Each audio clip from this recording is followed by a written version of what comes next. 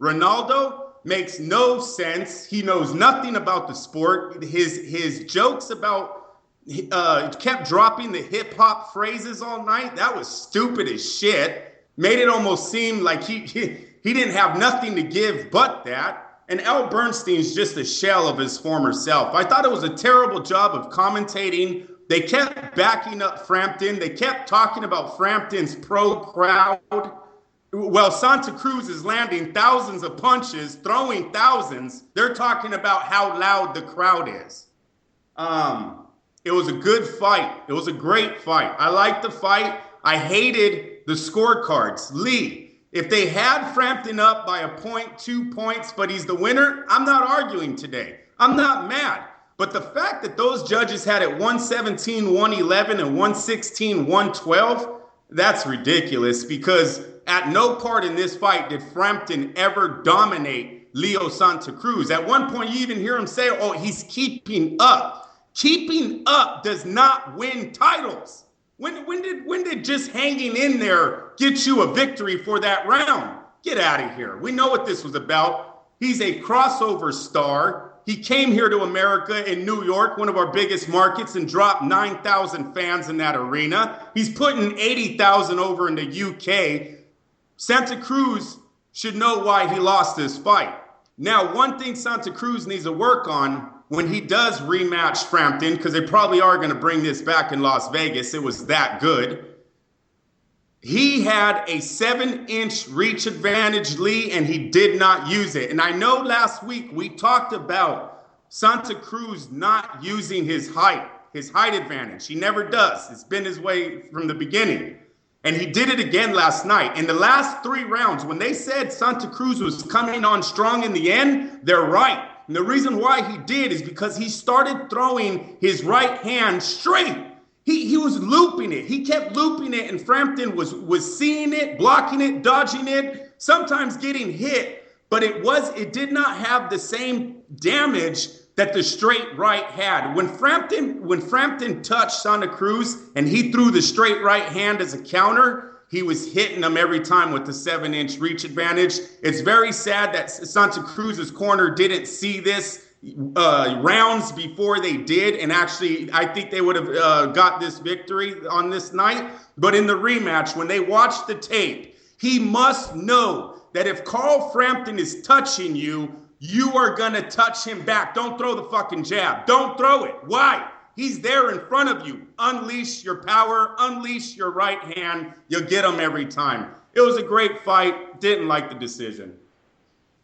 Returning from a 2.5-year layoff, former 2-division world champion Mikey Garcia, 35-0, 27 KOs, scored an explosive 5th-round TKO over former world champion Elio Rojas. Garcia dropped Rojas twice in round 3. Garcia floored Rojas twice more in round 5 to end it. Time was 2:02. Garcia can really punch. Was that actually written in there, Andrew? Garcia can really punch. I kind of guessed that. Lee, let me give you some stats before we say Garcia can really punch.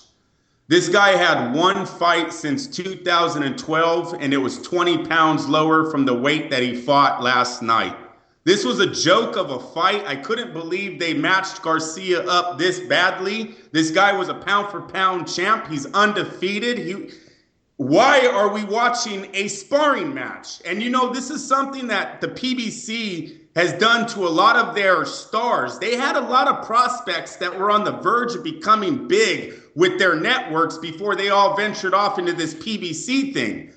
Mikey Garcia better stop with the fighting guys 20 pounds under him that are not even active, because he's going to turn into Adonis Stevenson. He's going to turn into Peter Cullen. He's going to turn into Danny Garcia, Gary Russell Jr. The list goes on of these guys that are put against cherry-picked fighters, and then when the going gets tough, and then when their big fight does come, they don't show up. Danny Garcia should have 2 losses. Let's not bullshit here. Danny Garcia is not undefeated. Peter Cullen got destroyed by Danny Jacobs. Okay? Gary Russell Jr. is still begging Lomachenko for a rematch. All right? Gary Russell Jr. had like 30-something cherry-picked fighters. Got into his first big match and lost. Last night, Leo Santa Cruz. This guy, in his last 2 major fights, he's been against sparring partners. The whole boxing world, we knew it. We were all mad about it. Leo Santa Cruz on the Mayweather pay-per-views was fighting his own friends. These are people that he sparred with in the gym. I think it cost him last night.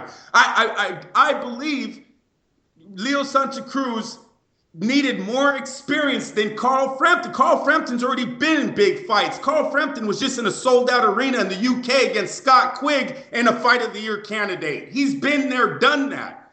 Santa Cruz, he hasn't. He's been on big cards, but no. Has he filled up the arena by himself? Does he have Mexicans lining up to buy his tickets? Is he a main event guy? I don't know. I don't think so. I'll tell you that. I know his market is not that big, and that's why Frampton won. PBC has done a good job of paying these guys, but are they actually preparing them for Showtime and HBO? Because at some point, you PBC fighters are going to have to step up and fight the big dogs. I'm telling you right now, Guillermo Rigondeaux can move up and beat both of you guys. Carl Frampton and Leo Santa Cruz do not touch Guillermo Rigondeaux. That's just how it is.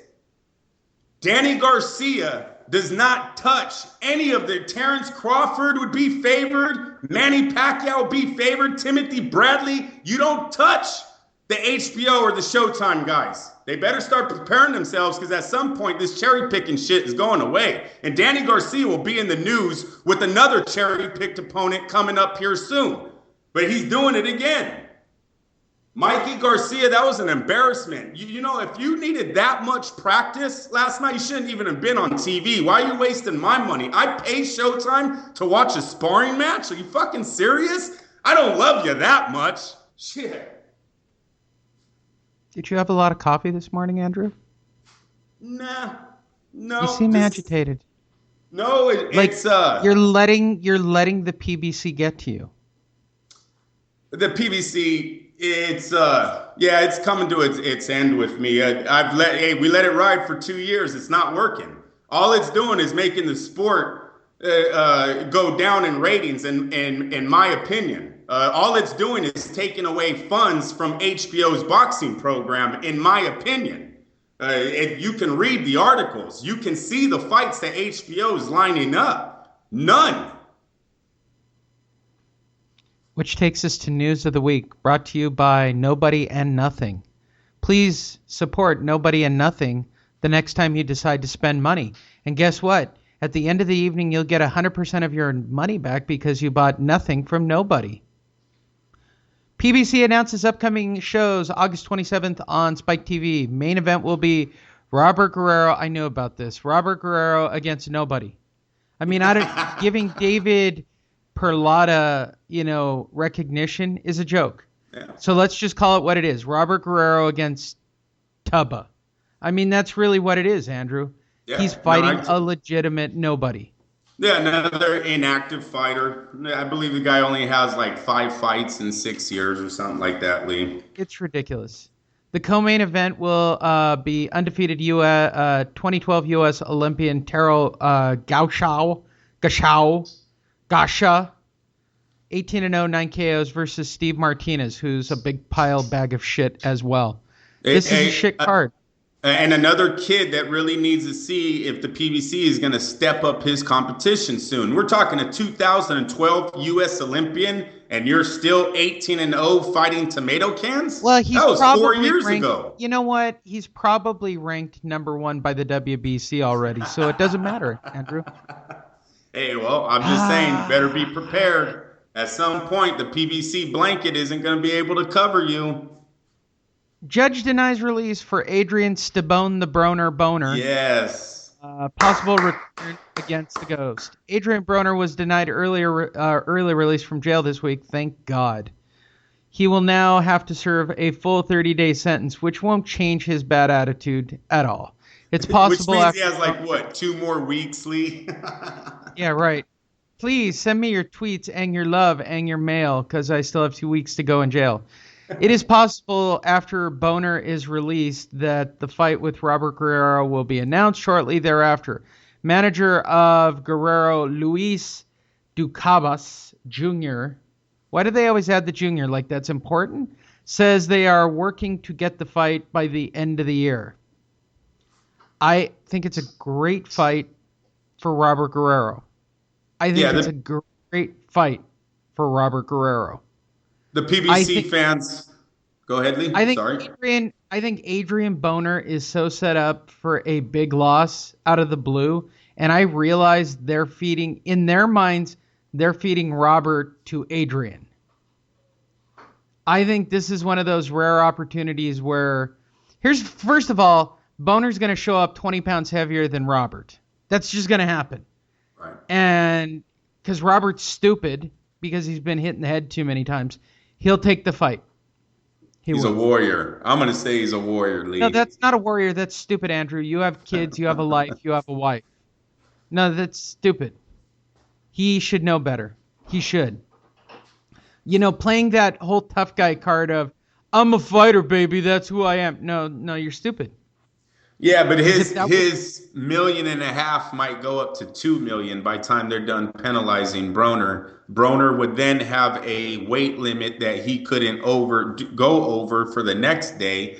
I don't know. You might see him stay in the fight. I have Guerrero. I think Guerrero would beat Adrian Broner. I haven't been impressed with Adrian Broner in the welterweight division since he got there, since his controversial win against Paul Malignaggi. So he's really never shown it in that division. I like the Ghost. I'm glad the judge refused. Yeah, but Boner's going to show up. But no, Boner's going to show up and be a middleweight, dude. It's going to happen. Well, if he's that far ahead, I don't see the Ghost going with that fight. Adrian Broner's a few pounds over, and they put a weight limit on the next day. It's possible the fight goes through. Broner will think he'll have an advantage. If they have this fight, I'm saying it right now on July 31st for anybody who listens. If this fight goes off before the end of the year, and that's a Vegas fight, that's big enough for Vegas. I'm okay. Or New York. Okay. But you can put it in a Mecca. I don't think it's pay-per-view, but it's big. Okay, now they got a good story for this fight, Lee. Not only do these two have a history together, when Guerrero was fighting Mayweather, him and Broner had gotten into it in a few situations. One at a promotional shoot. They were doing a commercial, and then another time at a weigh-in here in Northern California. So these guys do have a history of going back and forth with each other. But they also got the fact, and I know Broner is just doing it to get people to hate him, but Broner came out recently talking about how he was going to be supporting Donald Trump in the next elections. That's a storyline. But here's the thing. Boner can't even spell Trump. And we don't even know if he can vote. The guy is probably a felon, right, Lee? So it's very very unlikely that Adrian Broner can even vote. But he did come out on this radio hip-hop show saying he was voting, which everyone was a little bit upset, it seemed like, on the radio. But he's supporting Trump. And we all know Trump's relationship with the Mexicans right now. I think if Robert was finally ready to step up and represent the Mexicans at fighting for them as one, this fight could become bigger than what it would be without Donald Trump's story. But Adrian Broner, if there's a microphone in front of his face and someone brings up that interview, he's probably going to say something that pisses people off. I did like the fact that Mikey Garcia, on his interview before his fight, took the interview back to the fields where his family was from. That's something I thought Robert should have done years ago when he was getting ready to fight Mayweather, and some of his people were scared about the gang ties. I'm telling you right now, the way Mikey Garcia's story came off last night, there were it didn't seem like he had any gang ties connected to the fields. Just absurd that they thought that way. In this fight, hopefully they bring it back and tell Robert it's time for him to put the Mexicans on his back for this one and beat Adrian Broner for talking shit about Donald Trump. Because they did bring up the fact that the Mexicans, they don't like Trump. How can you say that? And Adrian Broner answered with some shit like, the Mexicans don't like me anyway, so screw it or whatever. Like, that wasn't word for word, but that's where he was going with it. And so Robert Guerrero has an